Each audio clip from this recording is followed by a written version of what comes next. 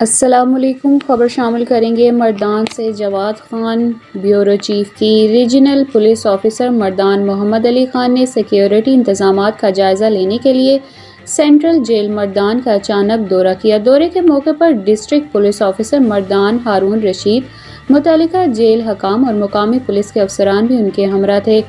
Regional police officer مردان محمد علی خان نے jail کے اندرونی اور بیرونی سیکیورٹی کا تفصیلی معائنہ کیا اور سینٹرل جیل کے احاطے میں سیکیورٹی لیئرز چیک کرتے ہوئے اطراف کے علاقے میں اٹھائے گئے حفاظتی اقدامات کا بھی جائزہ لیا۔